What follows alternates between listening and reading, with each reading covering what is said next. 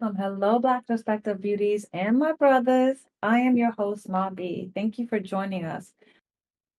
Last episode, we talked about the importance of voting in the primaries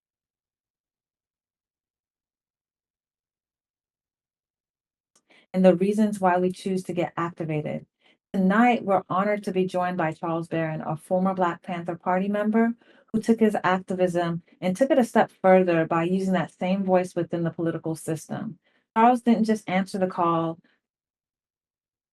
to helping his community, he also took action to answer the question, who actually runs the city? Welcome, Charles. Well, thank you so much. I would just like to say one little correction. Former Black Panther, still a Panther. Too much. Look, when they said, "Oh, newspapers, you're a former Panther?" No, sir. That's right. My That's heart. Once right. a You Panther, are a lifer always till a you Panther. die. Correction on I'm my a part. He veteran is, Panther, he is what is it? An alumni Black a Panther veteran, a turned veteran. How about veteran that? Black Panther There you turned go. politician. Yeah. Well, we Well, don't want to turned say turned either, right? turned elected revolutionary, but Elected I work. revolutionary. That's right. So you've had a long journey in activism, especially with your taking part in the Black Panther Party. So take Correct. us back to the moment when that drew you to getting involved to do this work, and what issues were you fighting Hmm. at this time? Well, I'm 75 years young now and grew up in the 1960s. So, a lot was happening. You had the Black Panthers, the Nation of Islam, the Civil Rights Movement, Black Power Movement, Malcolm Martin. All of that was happening. Revolutionary groups, the RNA, the Republic of New Africa, the RAM, the Revolutionary Action Movement. We had cultural nationalists, Kwanzaa, the Kawaii theory, all of this revolution, cultural revolution, all of this political, economic revolution. And remember, I also grew up during the time of the independence movements in Africa. Kwame Nkrumah liberated Ghana and today of Guinea. And, Julius Nyerere, he liberated Tanzania and the Algerian Revolution. So it was like revolution was in the air. Help, but be conscious, no matter how unconscious you wanted to be, so that you can be comfortable. So it was on the Lower East Side where Panthers came down, and I was debate with them. I was organizing block parties and stuff like that in my community. And they said, "Why don't you come up to Harlem and check out the Panthers?" We was arguing so much, and that's when I joined. I went up there and saw them feeding children breakfast, free clothing programs. See, they always talk about the Panthers with guns, but about the Panthers that had 40 states had free health clinics Speak in on it. it. And they had children getting breakfast. When we did the children's breakfast program, 28 states later followed that and had legislation to have free breakfast in the public schools. Because we got to the point where we were saying, hey, survival programs pending revolution. So now everything is just reformist stuff and just want to get in the system. But we were saying we're going to use survival programs to show the contradictions to our people that here we are a struggling party and we're feeding you. And this is the richest system in the world, and they don't have no food for you, or clothing, or education, or a decent place to live. This is why you need to be revolutionary. And then one last thing that got me into the electoral arena. In 1972, there was a national black political conference in Gary, Indiana. One of the largest conferences we've had in of that time. 10,000 black people came to Gary, Indiana. Mayor Richard Hatchett was the first black mayor of Gary, Indiana. Panthers, civil rights, Democrats, Republicans, communists, socialists, nationalists, everybody. I didn't make it, but everybody was there. And out of that, we wanted to build an independent black political party. But the whole conference was really taken over by the neo-colonial black puppets of the Democratic Party. So the Democrats benefited from it. They came in, black Democrats, they came in with 2,000 people elected. And by 10 years after the conference, they had 7,000. Today we got 16, 18,000.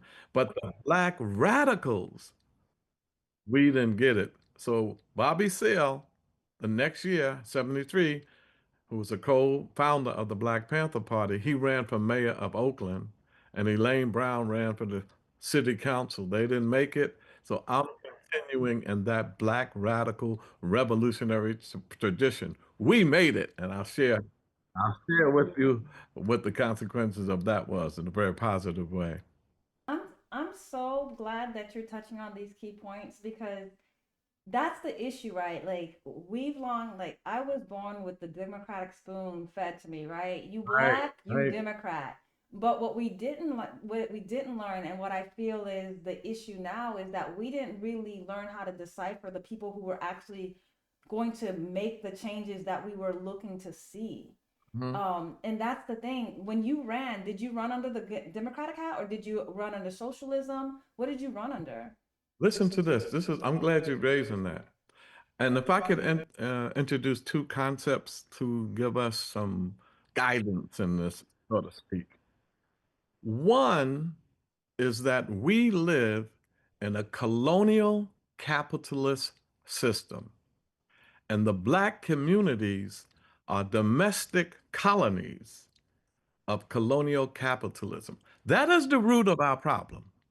That's being radical. But you can't go to brothers and sisters in the hood and say, this is the colonial capitalist system.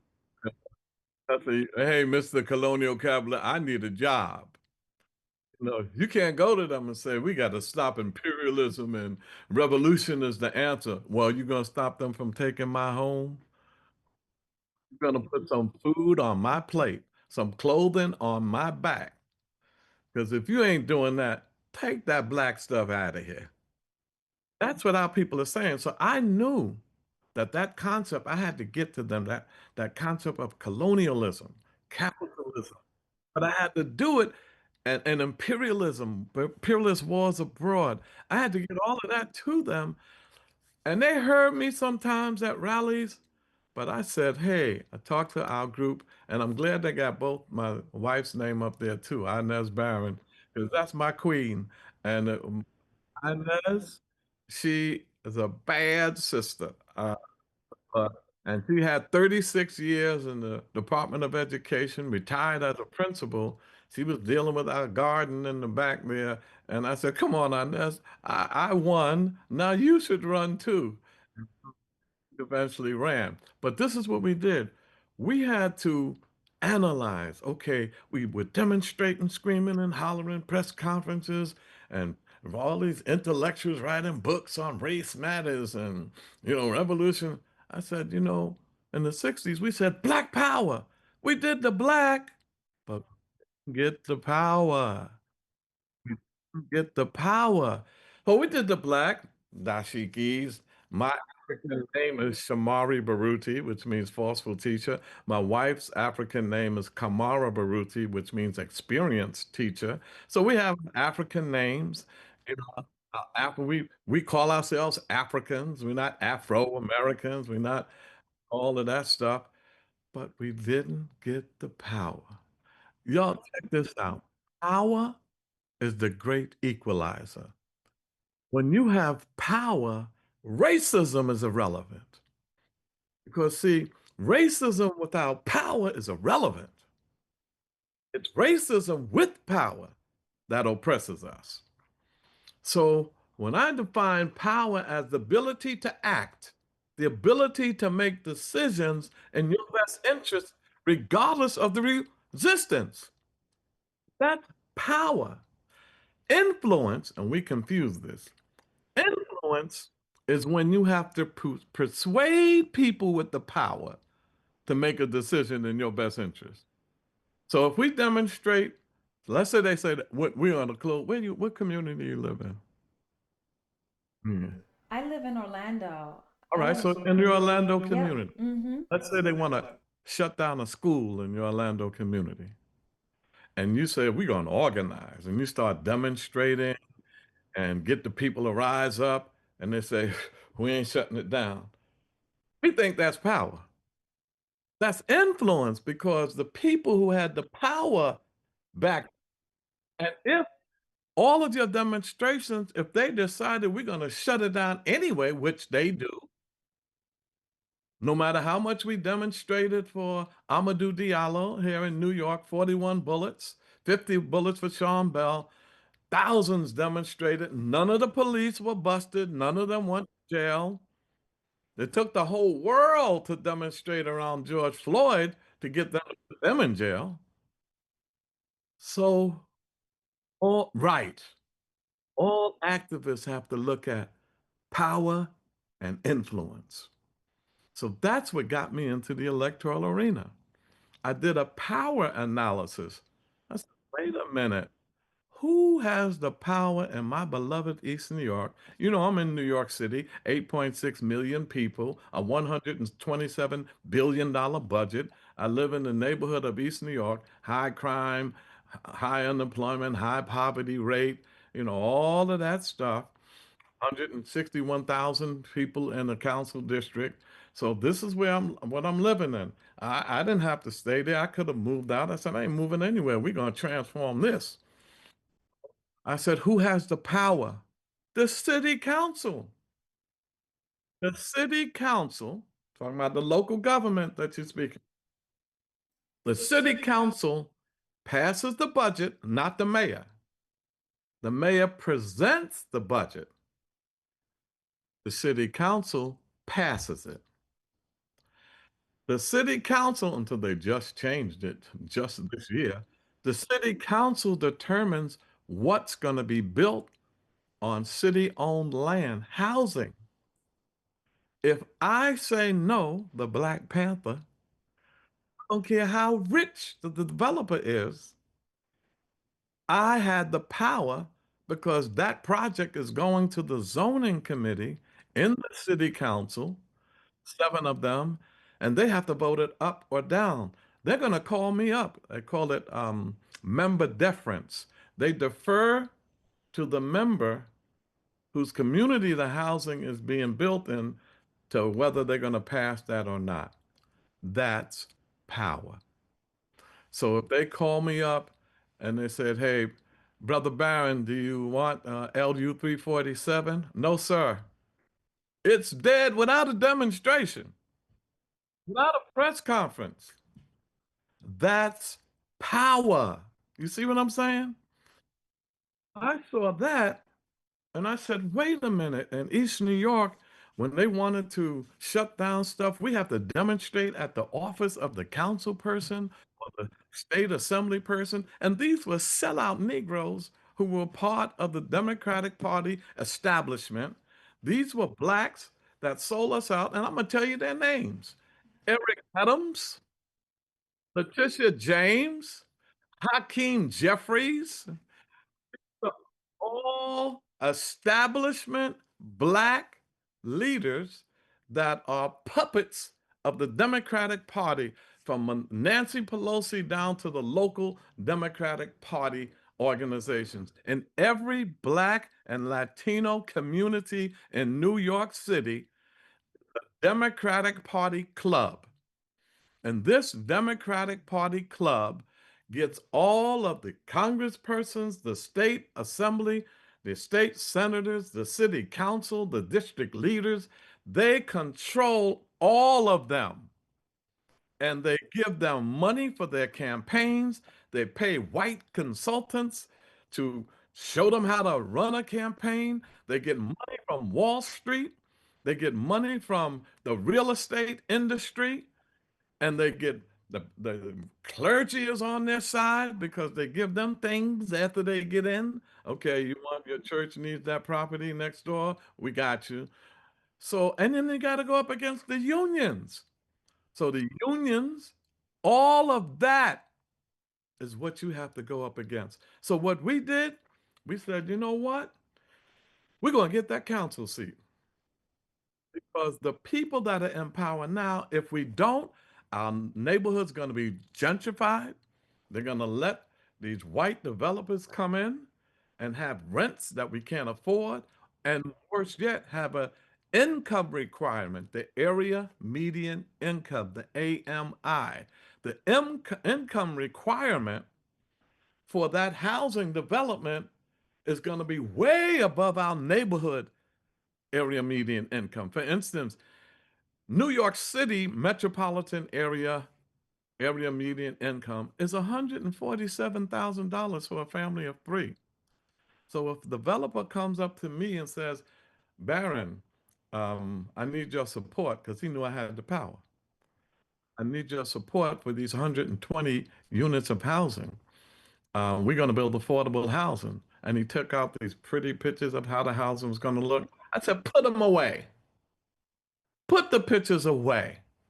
What's the AMI requirement? What is the area median income requirement? And he said HUD defines affordability as 80% of the New York metropolitan area AMI, 80%, right? So I said, well, if it's 147,000, 80% of that is like 116, 120,000. So, do you know my neighborhood AMI? You know what he said? No. And I said, you know what? This meeting is terminated. He said, what did I do? You came and you think I got stupid written on my forehead? Came in here and said you're going to build affordability in my neighborhood, and you don't even know the neighborhood area median income. He said, I can look it up right now. And I said, no, no, no, too late. I made him wait 3 weeks. Came back and he said, it's $36,000 for a family of three. How are you building affordable housing in my neighborhood when you coming in at 100 and something thousand? That's gentrification. That's how you gentrify. And that's how they get black elected officials to sign off on stuff like that. Hakeem did it. Hakeem's district, the 57th Assembly District, and this is fact, when he came in there with Letitia James, the state attorney general, it was 72% black. When they left, it's now 32% black and 38% white. It was only 9% white. In my district, with Inez and I, when I came in, it was 92% black and Latino. 21 years later, after we both left, 92% black and Latino. We are not gentrified. That's black power. That's black radical politics. And that's why we got into the electoral arena. Okay, so then, okay. All right, because you touched on so many questions. I'm not even going to ask you the questions because you've already answered them. But what I will ask you is then what's the disconnect, right? Because they make these promises, they make these assumptions. Like, how did you know to ask for your specific areas AMI?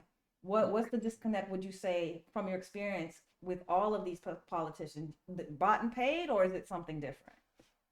Bought and paid, don't read and study, could care less. The Democratic Party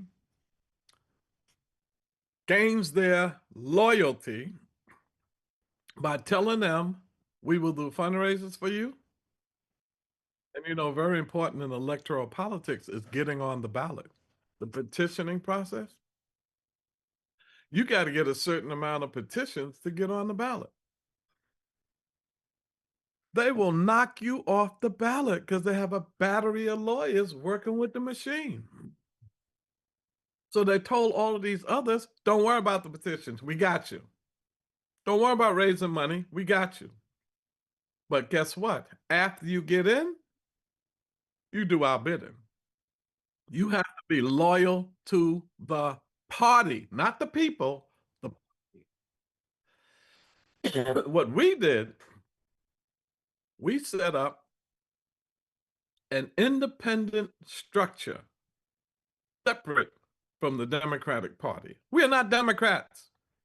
We registered as Democrats and running the Democratic primary as a tactic, as a strategy. Like they use us, we use them. You know what I'm saying? Because I know 95% of the people in my beloved East New York are Democrats. We ran in the Democratic primary where everybody's a Democrat, and brothers and sisters coming up to me, hey, Brother Barron, you a Democrat? Because if you're a Democrat, you got my vote. I said, brother, this is the Democratic primary. Everybody's a Democrat. Ask me where I stand on the issues. Don't just ask me if I'm a Democrat. Everybody is. Because my mother, my father, my whole family, we're Democrats. We ain't down with those Republicans. Now, I said, look, you know what? I said, Inez, Operation Power, let's run in the Democratic primaries. You know why, my sister? If you win the Democratic primary, you can go to Hawaii for the general election because you are shoo-in. Wow. When you win the primary, your name is under the Democratic Party's ticket in the general election. So it'll say Democrat, Charles Barron, then the Republican, then the Conservative, and then the Working Families Party, whatever. Our people go in there, don't even look at your name, Democrat. So I got in the Democratic primary when I won. I got 5,000 votes. The machine, we beat the machine. I'm gonna talk a little bit about that too. We beat the most powerful machine in the country, the Kings County Democratic Organization in Brooklyn. I got 5,000 votes to the machines, 4,000 and change. But when I got into the general election, I got 30,000 votes against the Republican. Our people don't come out to vote in primaries. They see the general election as the election. So what the Democratic Party does is they win the Democratic primary and they are shoo-in. So they said, we're not going to do an independent party. We did that. We worked on the Freedom Party. I'll tell you more about that. We said, we'll do the independent party. Let's have a freedom party, but we're going to win in the Democratic primary. We have fusion voting in New York. So if I am on three parties, I get the votes for all those three parties. So I can have a Democratic line, I can have a Freedom Party line, I can have an independent line, or whatever. I get all of those votes. So we said we're going to win the Democratic primary. They were so angry at us because they knew I was a and I didn't bite my tongue. I didn't put on a shirt and tie. I didn't say, to win this, I'm gonna put on a shirt and tie, and I ain't gonna tell them I was a Black Panther. I didn't do none of that. I said to our group, we're gonna beat them on our own terms. So they told me, play down the Panthers. No, I'm a Panther to my heart. I said, I'm not playing down the Panthers. They told me to put on a shirt and tie. After I won, and then my wife won the state assembly seat, I was term limited out of the city council, and she ran for my seat in the city council, and I ran for her seat in the state assembly. So we held down both those seats for 21 years. God bless y'all for doing the 21 work. years. And guess Yes. what?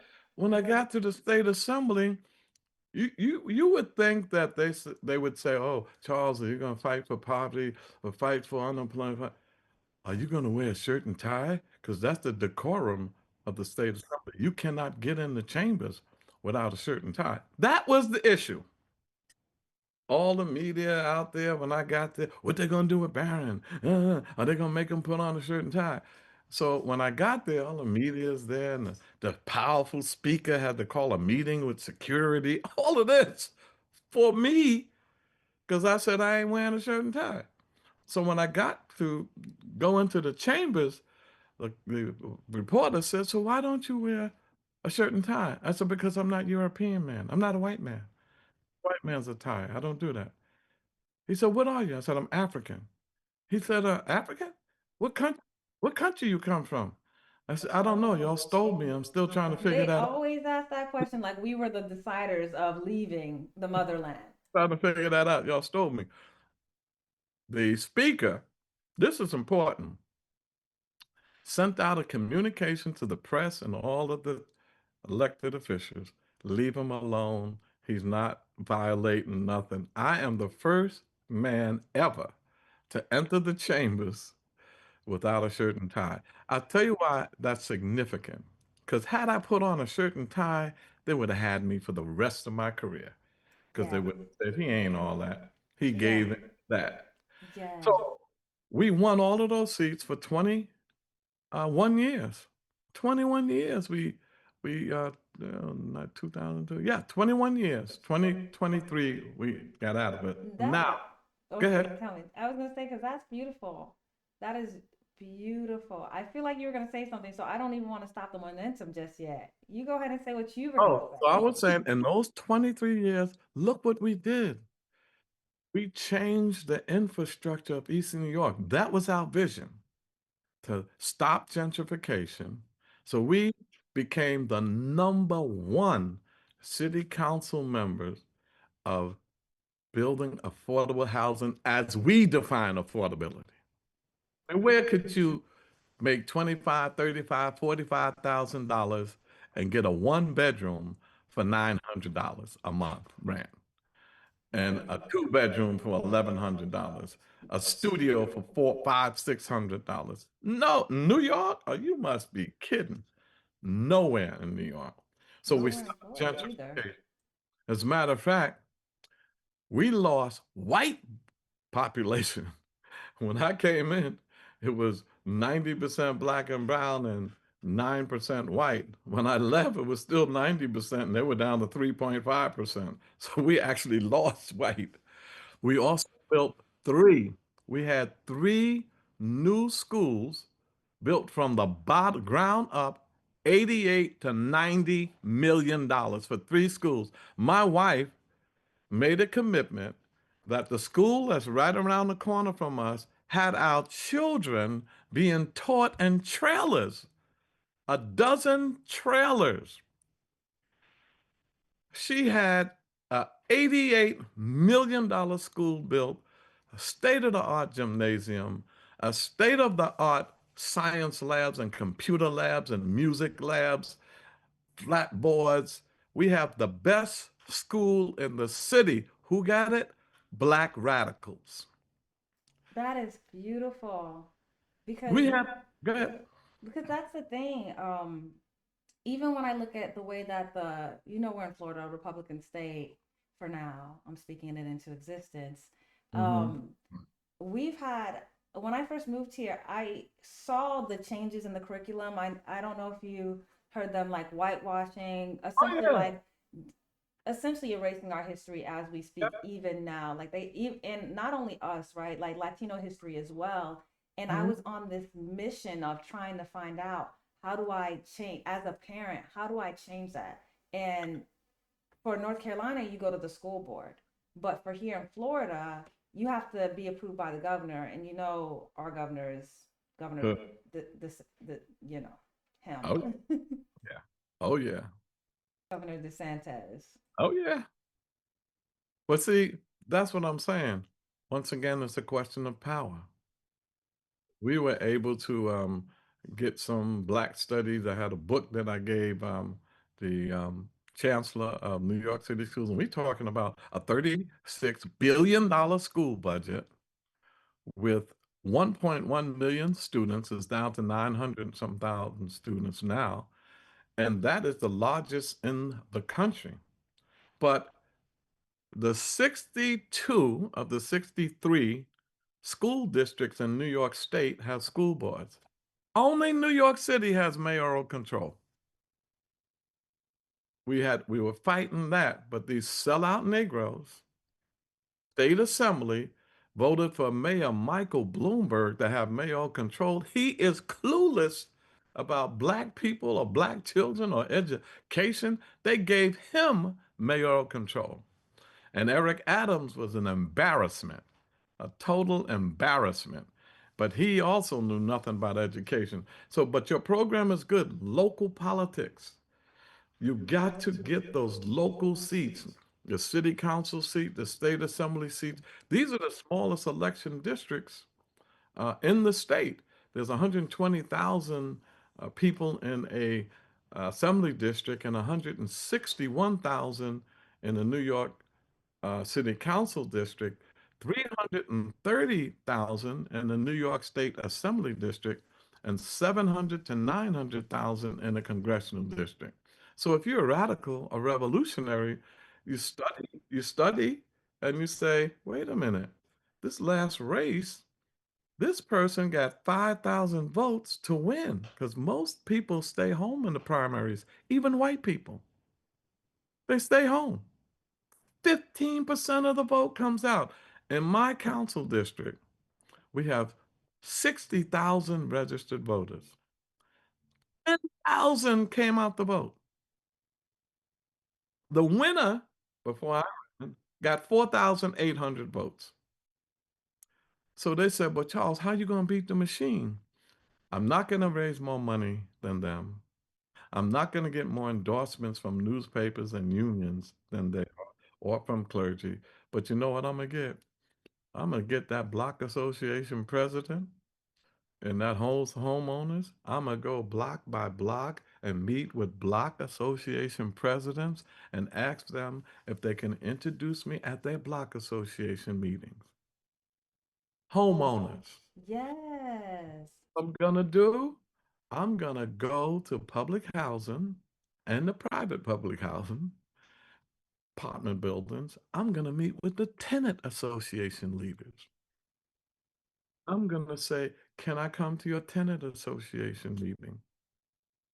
And I'm going to go from apartment building to apartment building to housing development, and I'm going to meet with them. What else am I going to do? I'm going to go to the clergy and say, y'all don't have to vote for me, but can I address your congregation? I just, just say hi like you do all the other politicians. They can't say no because they're letting the others in. I'm going to go to the community-based organizations and say, it's a new guy in town. Y'all got to give me a play. I'm going to the senior citizen centers and say, hi, mom. Hi, dad. New kid on the block. They were interested. I'm gonna tell you something before we get off, but I said that stuck with me for my whole career. But I'll tell you what the seniors said. So that's what we did. We outworked them. Then every morning, I got up from 7 to 9. I was at a train station, an elevated train station.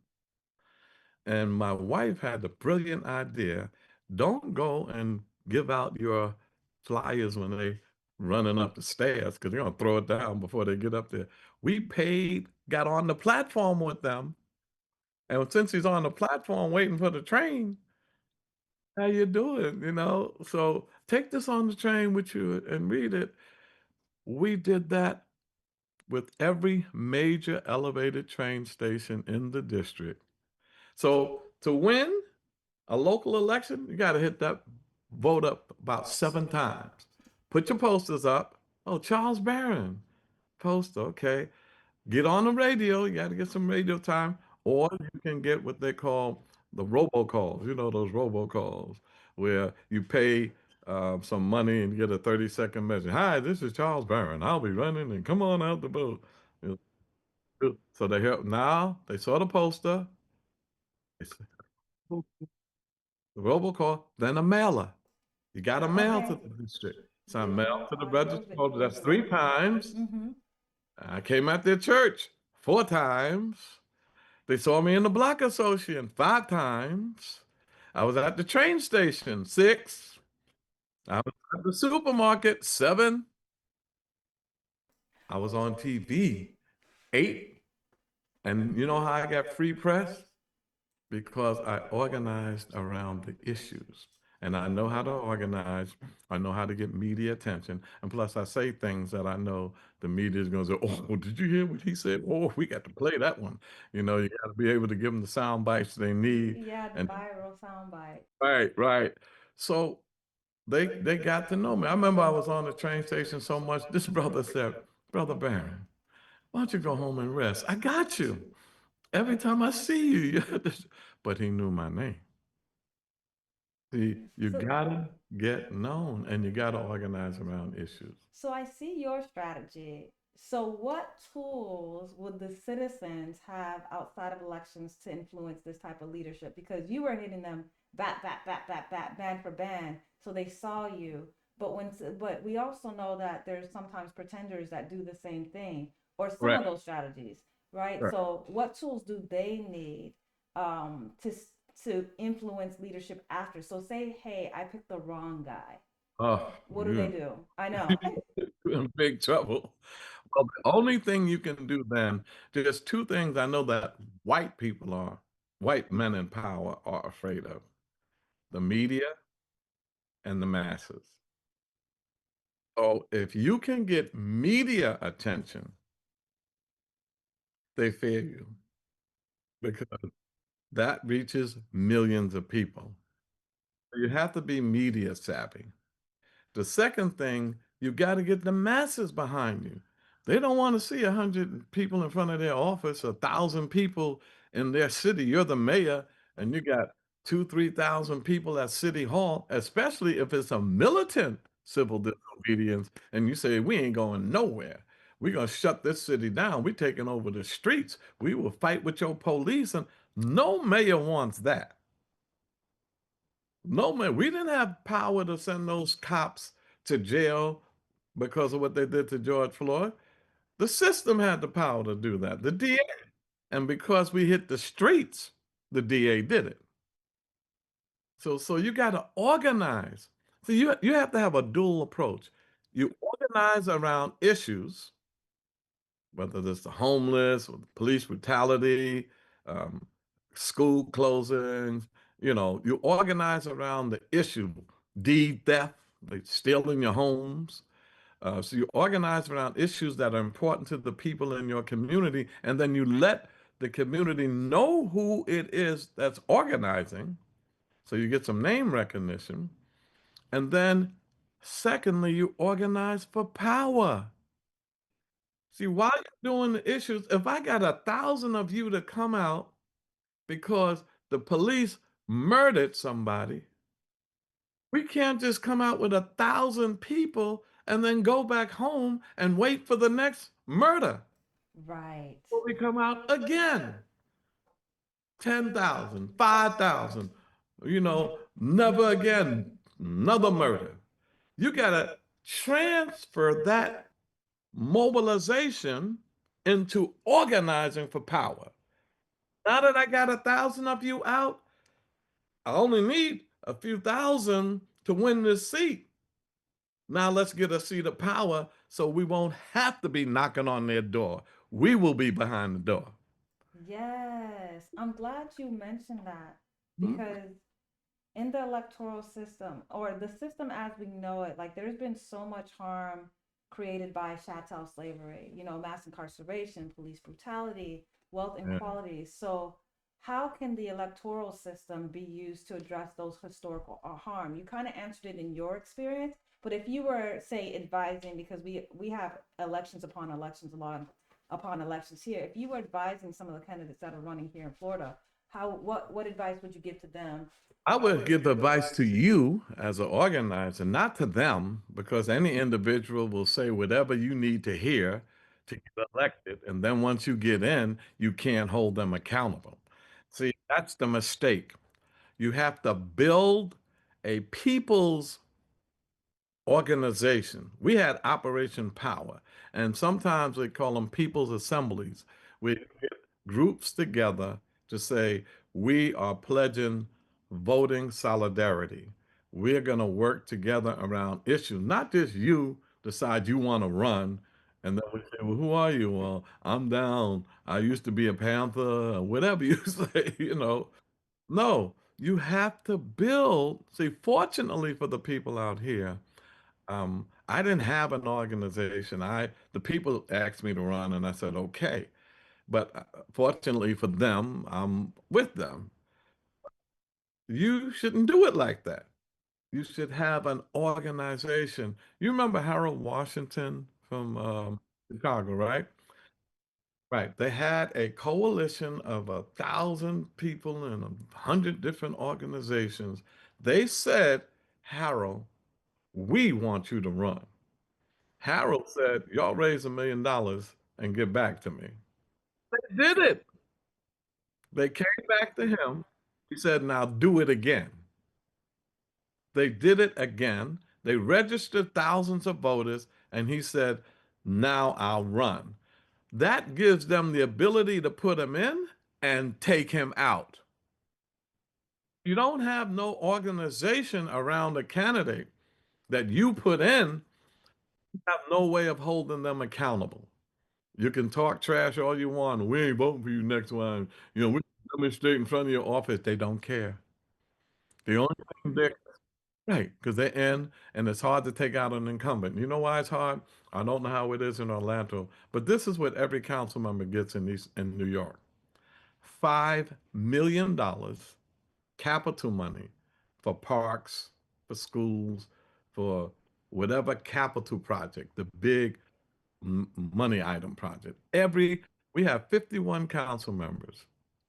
Every one of them get $5 million for capital projects. Every council member gets $500,000 to give out to groups in their community. You're going to vote against me? I just gave your group $20,000. Pastor, you're going to vote against me? I have $1 million toward the property that you wanted next to your church. I could be a sellout ancient mama, Uncle Tom, don't matter. You gave them something. Every council member in New York gets $400,000 to hire staff. I hired Viola Plummer, may she rest in peace, a revolutionary. I hired Omawale Clay, a revolutionary. I hired radicals and revolutionaries.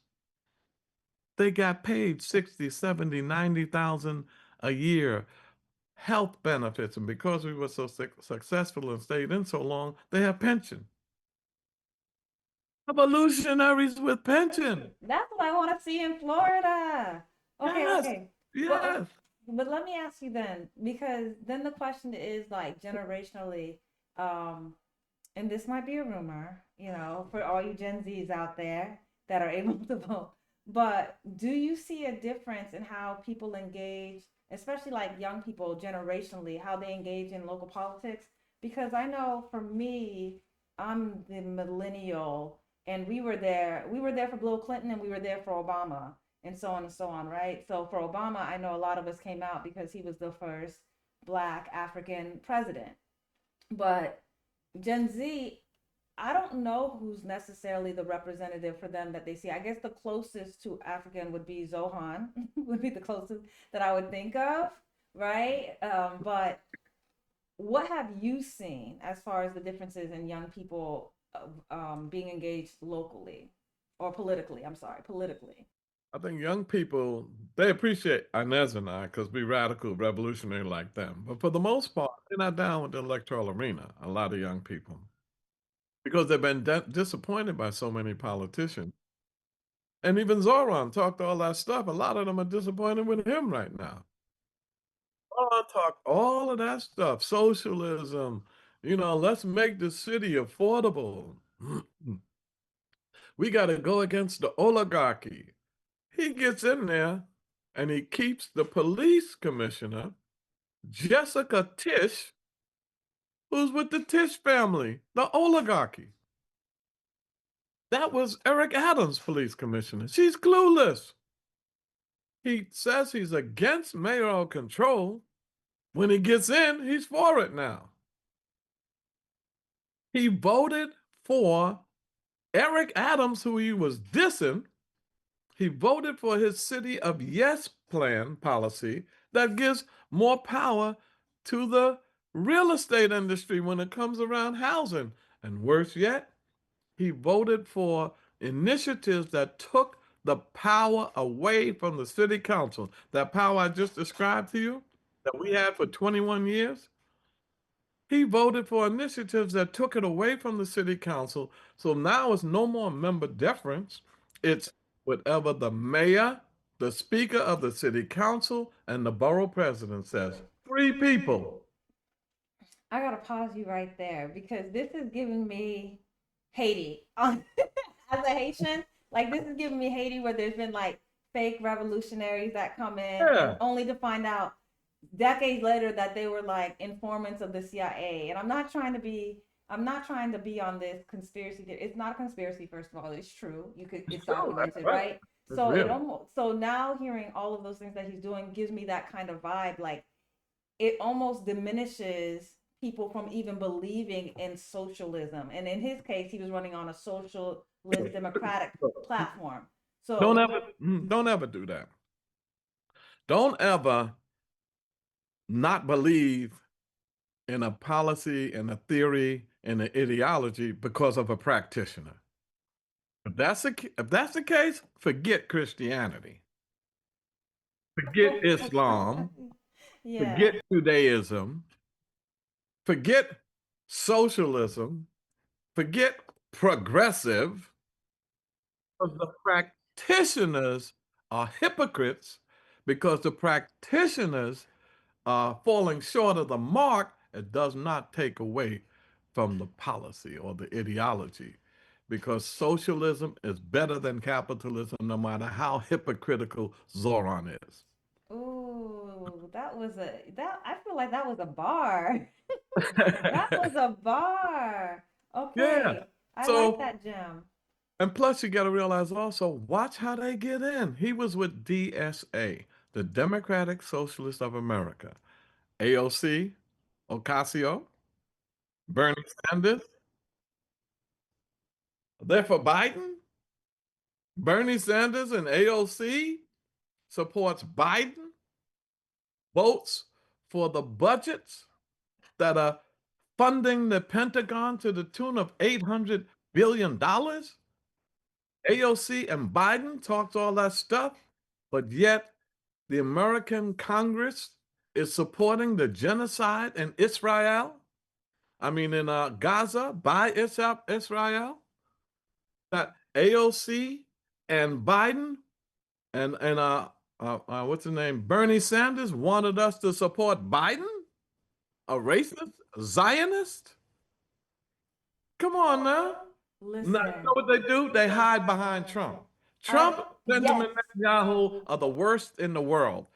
But don't think because Hakeem is criticizing Trump or AOC is taking on Trump or even Crockett taking on Trump, and they do a great job at it. But what about the Democratic Party? Correct. Because for What the about the long, Democratic Party? yes. And I want to give out a shout out to the African People's Socialist Party Oh, because yes. I have to admit when I first came and looked at their strategy and there was like a high emphasis on the Democratic Party, I was just like, why that and why is like Trump in the background? But over time, just like watching the work that they do, it was like, oh, ding ding ding, it's a strategy. Of course we already black people know to be like, oh, non-Republican, right? But we don't see the devil in the details when it comes to with the tag of Democratic. Yeah. See, the African People's Socialist Party, along with its leader, Omali Yeshitela, they have the leading revolutionary theory of the 21st century and internationalism. They bring that theory and the African Socialist International, the ASI. So they pushing socialism all over the world. And they are saying, oh yeah, we got to do some things to get some property to build some housing, but they're doing it with the ideology of radical African internationalism and a belief in socialism. So how could AOC and them push Biden on us? Let me tell you about Obama. You know, I did not want to support Obama. I knew from the outset that he was going to be a puppet for the Democratic Party and their policies. So the group around me, this is history. I said, all right, I give in. But can I offer critical support at least? They had a fit with that. They made me, I agreed to support with them. I didn't want to go against the group. Then when I start criticizing, why don't you leave the black president alone? What are you talking about? Check this out. Here's something interesting for the Democrats. You know that the racist redneck cracker Holman, who's doing the ice work with ice, Oh and yeah, yes, yes. you've seen him, Yeah. Oh gosh. right? He was under Obama. Obama worked with him and deported 2.5 million people. They were trying to criticize Trump in 2016 when he was in, whenever he had it. They had a picture of children, immigrants, remember, in the cages. Obama said, "Excuse me, that was under." I mean, Trump said, "Excuse me, that was under Obama." That was my. That was a picture under Obama. And Obama had children in cages. and that's the danger, right? Like that's Yes, a exact picture of that's the it. danger. So when we're That's trying to the drive it danger. home, because even and with Gaddafi, right? He was He going to killed pay them. reparations to the Nation of Islam for blacks here, Africans Right, here, right? right. Yes, And and they Obama and Hillary and NATO murdered him. How is an African going to murder a progressive African president? And then we said nothing. he You did say, I did see him say that his biggest regret was that. I regret did my see that. behind. He did it. I don't hear no regret crap. Yeah, he said it. So what? I mean, we forgive you, Obama. You smart. As smart as he is, he didn't know Yeah, what he was no. doing. Nah, He man. regret. Well, he needs to make a long list of some regrets. I got some more stuff he needs to regret. Since So we're on regret trip, but we too easy to forgive them and capitulate. Let me tell you, you remember Doge, the Doge with Elon Musk, the of program? course. Right, right. Check this out. Doge got rid of 300,000 jobs for black women and some other stuff. Did you ever heard of REGO, reinvent government? Under No. Bill Clinton, Al Gore was in charge of REGO, similar to Doge. Reinvent government, shrink government. These are conservative Democrats. Shrink government. How do you shrink government? Cut the jobs. Doge cut less jobs than Rego. Al Gore did, but no demonstrations under Gore. Clinton, welfare, don't end it, mend it. What the hell is that? Don't end it, mend it. Free trade, not fair trade. Clinton, Yes. the crime bill. Come on, Biden, Clinton, come on now. Yes. They don't get demonstrations. They don't get outrage Because we because feel safe. Democrats. We don't They're even call Democrats. out the, yeah, we feel safe. We don't even call out, or we don't look at their we don't look at their indiscretions because we're like, oh, it's the Democratic Party. But then, okay, so as we approach primary season, what should voters be paying attention to when choosing between the candidates, and why are primaries often the most important decisions that are made? Like you kind of answered this in sense like it kind of Right. lays out the playing field, but what is something else that people wouldn't know? Well, you need to know this that in everybody, and you might know this, but you may not know what to do about it, that when you come to primaries, that's the key race. You have to run candidates, not just support candidates that other people are running. See, every organization, whether you're a housing organization, a police brutality mobilizing organization, should have a political action committee. Structure that in. Your political action committee should then determine what the criteria is going to be for you endorsing the candidate and running candidates. But if you just say, what should I do? Which one of these should I pick? You're in a powerless state. You can't even influence anything because they're only going to respond to people that can raise money for them, get some signatures for them, get them on the ballot, get some votes for them. So you have to build an independent black power base, political base. And from this, we're going to hook up with 4, 5, 6, 7, 8. Like now, we got one started called the Black Solidarity Committee. We did this after the mayoral election. So we got the Nation of Islam, my group, Operation Power. We got the December 12th movement. Uhuru is with us in New York.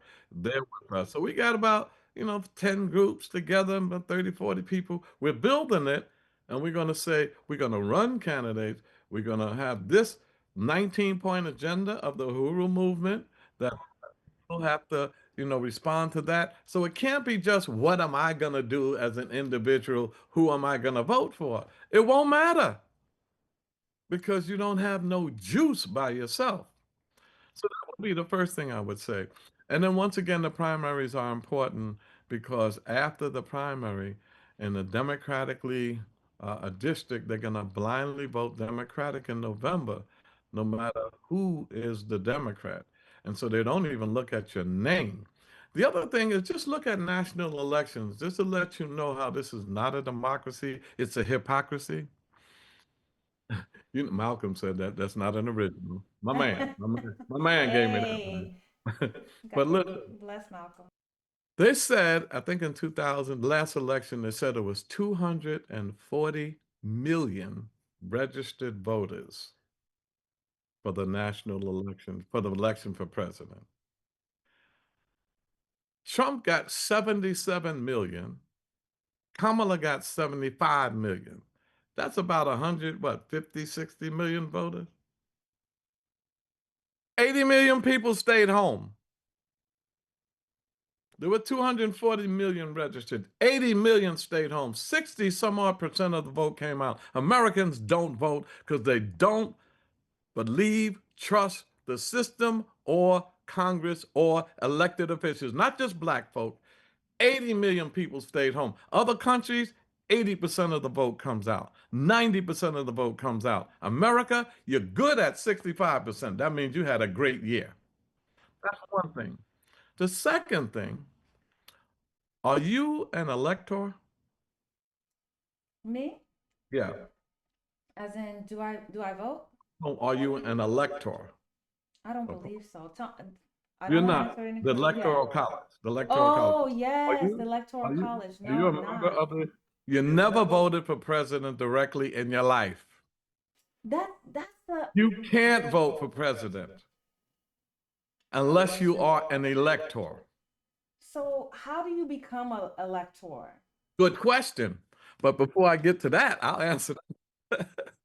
But listen, the Electoral College came into existence around slavery time because when the country first started, they said, how are we going to elect the president? They said, oh, we'll have a committee in Congress. No, we don't trust that. Oh, then let the governors do it. No, we don't trust that. Well, let it go to the popular vote. So whoever get no, it's too many people in the South. And plus, if you count, that's how we get three-fifths of a human being because they didn't want to count us as one whole human being and give the votes to the South. So they came up with this electoral college.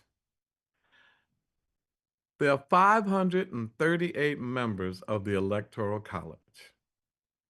That's who votes for president in December. In November, you're in Florida. If you vote for the Democratic Party's president in Florida, and the Democratic Party president wins the popular vote in the state of Florida, get all of the electoral votes. I think y'all have about 20 electoral votes, or 27 is right. Let's just say 20. So the winner of the popular vote gets all electoral votes. Then you go to California. They have 54 electors. Winner take all. The winner of that gets all 54. Then you come to New York, 27. Every party that's on the line has to submit to the Board of Election their electors for their party. So for you to be an elector, the Democrats have to select you, or the Republicans, and say, you are one of our electors. So if our candidate wins the popular vote, you will go in December and vote for our president. That's why they had that riot on January 6th, because the vice president was supposed to announce the winner of the electoral vote. And they didn't want, what's his name again? Pence. Mike Pence, yep. That Mike, you're a traitor. They robbed the election from us. You better not announce that. That's what that was about. Wow. You better not announce that because this was a rigged election. They robbed us. Why? Because the masses don't vote for president. You vote for the electors in your state. Now, They have a history of faithless electors. They had electors that was elected by the Democratic Party, then went in December and voted for somebody else. Because in some states, you're not bound by voting for your party candidate. so that reminds me of when it was, I believe it was against Hillary and Trump the first time, right? Exactly. And Hillary got more, she won the popular vote. I remember that. I was watching that. 3 million more. Yes, she won the popular vote, and the electoral college still chose Trump. Right. Because the popular vote doesn't decide the president. Your vote doesn't mean anything. So I have one more question on this. I'm like, how do we hold the electoral college accountable? Is there any way to hold them accountable? Well, how do you do that? You have to be in the Democratic Party. You have to know, you don't even know who they are. I have a list. I get the list of them every year. Most people don't even know who they are. And the Democratic Party has their own selection process to determine who their electors are. So they get the most loyal, yes, ma'am, yes, sir, yes, people they could find. Some of them are union leaders, some of them are clergy, some of them are elected officials. They get the top loyal people, 27 of them, and they have their internal process, which I know nothing about. I just went to, research and learn stuff. Most people know nothing about it. They don't even know that they voted for electors and not the president. This is a mess. It You really is. know? Oh, it But really is. that's why I said local, like your program now, local politics. All politics is local. So The it starts power the root. Local is the root. is the root because you're not going to influence the presidential thing. We don't have it like that.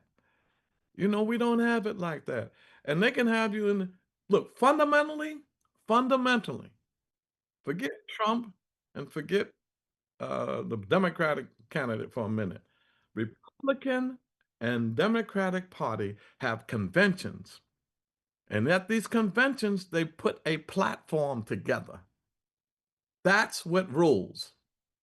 Then they get the candidates with personalities and all of that. You don't even know the Democratic Party platform. I don't even know all of it, and I've studied some of it. So we're voting for candidates, and we don't even know what their platform is. Both parties agree with imperialism, wars abroad. Both parties supported the Afghani war. Both parties supported the war on Iraq. Both parties put sanctions against Iran. Both parties put sanctions against Zimbabwe, Robert Mugabe. Both parties supported and under Obama putting another $1 million bounty on Assata Shakur's head. In Obama did 2008, it's like, Obama did that. Both parties support AFRICOM, building military bases in Africa. And they create, listen to this, they create terrorist organizations in countries that they want to have regime change in. Then they say, we got to stop these terrorists. And they build a military base in that country to stop the terrorists that they created. That's like asking an arsonist to help you put out a fire. That's what they do. Both parties support that. Trump is the worst. Netanyahu is the worst.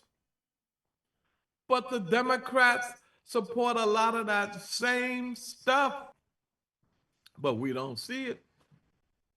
We don't see it. And what we do is we say, The lesser of two evils. I hear you, Charles. I okay. The Trump is worse than do you if Kamala was in, she wouldn't be doing all of this. I hear that We'd be constantly. doing a lot of it, and most of it you wouldn't even protest. Correct. It's on the West Coast. She was putting parents, black parents, in jail for truancy because their children were not attending school. She was arresting black mothers, you know. So, we have to begin to, we got to be critical thinkers. And we gotta study. We got to have political education classes. We got to let people know the system. It can't just be about survival. That's what we do. I remember brothers would tell me, like I hear you talking all that black stuff, but you gonna get me a job? I said, yeah, I got 6,000 jobs. Oh, now will you be a revolutionary? Now that I got 6,000 jobs, uh, food on my plate. We funded millions of dollars worth of food pantries. Now you're gonna be a revolutionary? They tried to take my home, brother man. We stopped 87 foreclosures. Now you're gonna be a revolutionary? Well, I want my kids educated. We got 3 new schools. Now you're gonna join me?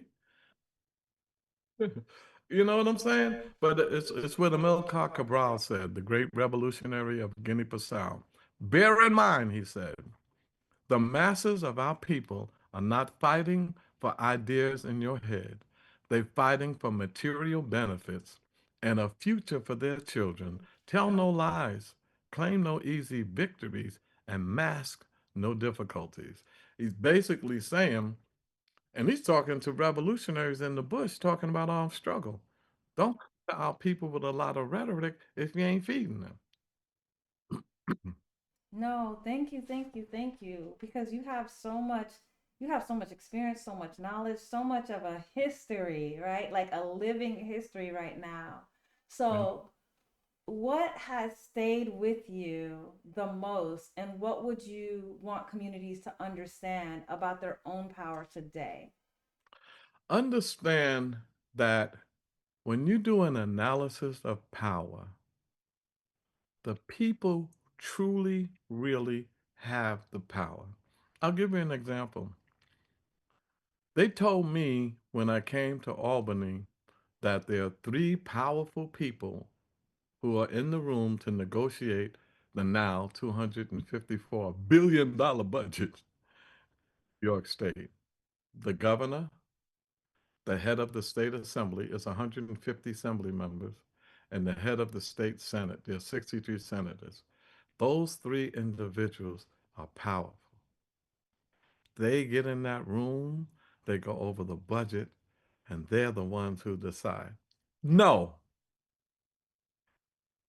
when the Senate leader, speaker, finishes the negotiation, he has to come to the 149 assembly members to get our vote. That's where the power is. The governor has no vote on the budget. He's the executive. And then the Senate leader has 1 vote. She has to go back to her 62 senators to get them to vote, which she agreed to. So, how does 3 people in the room with 2 votes have more power than all of us who have to vote on the budget? New York City Council, 51 members of the council, $127 billion budget. How is the mayor and the speaker powerful? The mayor can't vote for his budget, and the speaker has 1 vote. She has to come back and get the 50 members to vote the way she wants them to or he wants them to. That is the power, but our people don't realize it. And then, even for those people that get voted in, I had no power to win that election. The people voted me in. If I didn't get those 10,000 votes for whatever I got, I couldn't get in. I don't care how articulate, charisma, whatever you think you have, irrelevant. So we got to understand power. And I'll close with this. We're coming to the end, right? Yep. Right on time. But I want to close with this. This is the greatest time to be alive. We're experiencing the birth pains of a new world order. We are living in the belly of a dying American empire and a devaluation of the American dollar. That's why they're attacking Iran. That's why they attacked Venezuela. That's why they bombed Nigeria. Because two things are happening in the world now that has not happened in a long time. And that is BRICS, Brazil, Russia, India, China, and South Africa came together in 2009, along now with 20 other countries. And you know what? We're not using the dollar anymore. We're going to use our own currency to trade with each other because the whole world had to use the dollar. That's what made America powerful. When Trump says we're going to make America great again, he ain't just talking about this racist stuff domestically. He's talking about the power they lost internationally. They're using the yuan, which is the Chinese currency. They're using the ruble, which is the Russian currency. In their own currencies now. That's why he got on Venezuela because they're selling oil to countries and they're not using the dollar. Nigeria sold oil to countries and didn't use the dollar. So didn't Iran never used the dollar, so they're losing that. Then there's the Sahel Revolution in West Africa, Mali, Faso, and Niger. Those three countries rose up. They were under the influence, colonialism of France. The new way to colonize us is to put black faces in high places that espouse the same white policies. So they rose up, Ibrahim Traore and Tchiani and Gotha, Simeon Gotha. They got together and they said, France, get the hell out of Africa. Take America with you, and on your way out, leave the gold behind. That's what's happening in the world. It's a battle for commodities. The world, every country is fighting for minerals and commodities for their populace. If you don't produce it yourself, you got to get it from somewhere else. And that's why American empire is crumbling. However, we're in the belly of this beast. So when it crumbles, we have to get ourselves together. We are 51.2 million strong in America. We are a 900 to $1 trillion consumer nation.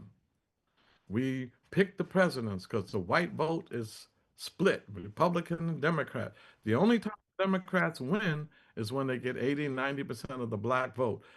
Did you realize since Jimmy Carter, the Democratic president who won never got the majority of the white vote?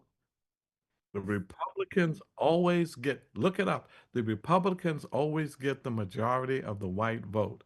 It is the black vote that, yeah, yeah,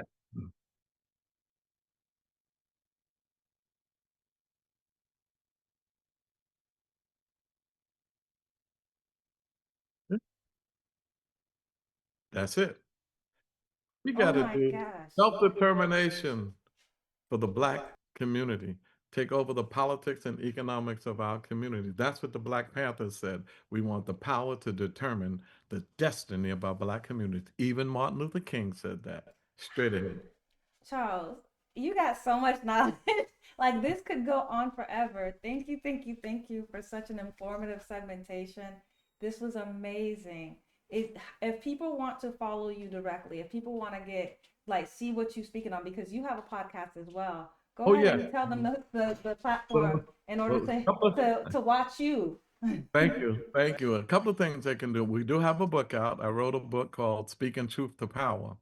And get it online with Barnes and Noble only online. Speaking Truth to Power, 88 articles I've written since 1988 around a whole lot of issues. How to Beat the Machine is one article. And then on every Friday on WBAI, WBAI.org. We have a radio show from 5 to 6 p.m. called Speaking Truth to Power.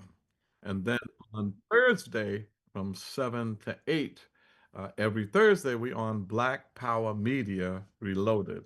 And we have an hour program this week. We're going to have Don Rojas, who was the press secretary for Maurice Bishop and the Grenada Revolution, which they celebrating the anniversary of that on May 13th. And we're going to also have Paul Coates, who just came back from Cuba, to give us an update on the impact of all of this on Cuba.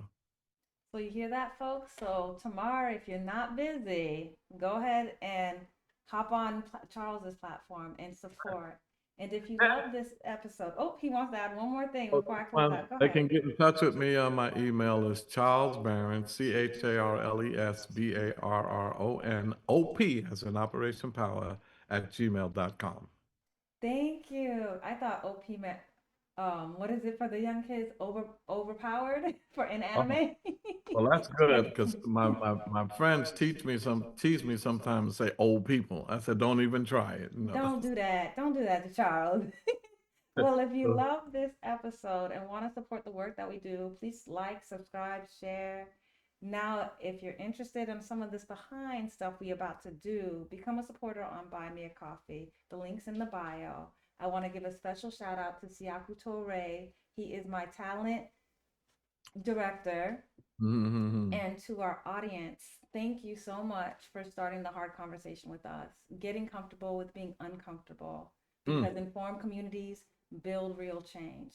Stay informed, stay empowered, and as always, love, peace, and support Black businesses. You know, I got to put that in there. See you guys. Blactrospective.